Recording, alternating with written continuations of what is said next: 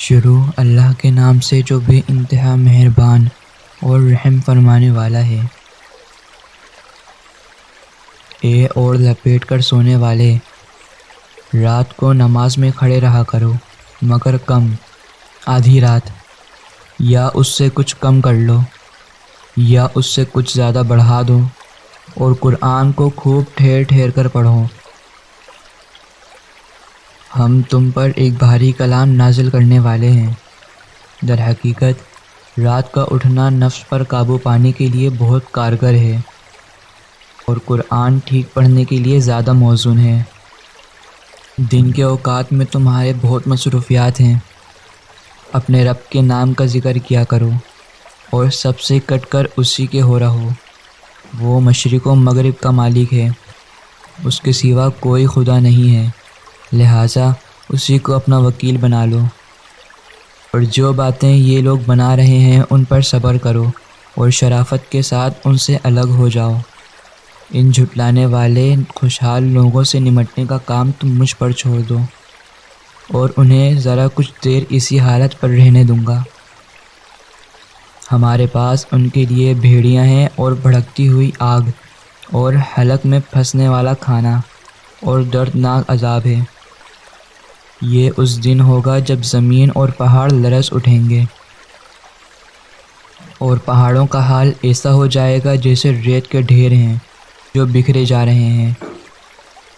تم لوگوں کے پاس ہم نے اسی طرح ایک رسول تم پر گواہ بنا کر بھیجا ہے، جس طرح ہم نے فرعون کی طرف ایک رسول بھیجا تھا۔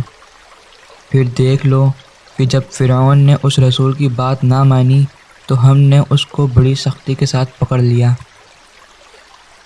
اگر تم ماننے سے انکار کرو گے تو اس دن سے کیسے بچ جاؤ گے جو بچوں کو بوڑھا کر دے گا، اور جس کی سختی سے آسمان پھٹا جا رہا ہوگا۔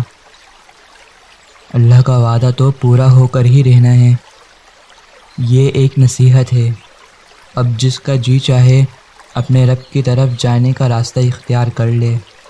اے نبی صلی اللہ علیہ وآلہ وسلم، تمہارا رب جانتا ہے کہ تم کبھی 2/3 رات کے قریب، اور کبھی آدھی رات، اور کبھی 1/3 رات عبادت میں کھڑے رہتے ہو، اور تمہارے ساتھیوں میں سے بھی ایک گروہ یہ عمل کرتا ہے۔ اللہ ہی رات اور دن کے اوقات کا حساب رکھتا ہے، اسے معلوم ہے کہ تم لوگ وقت کا ٹھیک شمار نہیں کر سکتے، لہٰذا اس نے تم پر مہربانی فرمائی۔ اب جتنا قرآن آسانی سے پڑھ سکتے ہو پڑھ لیا کرو۔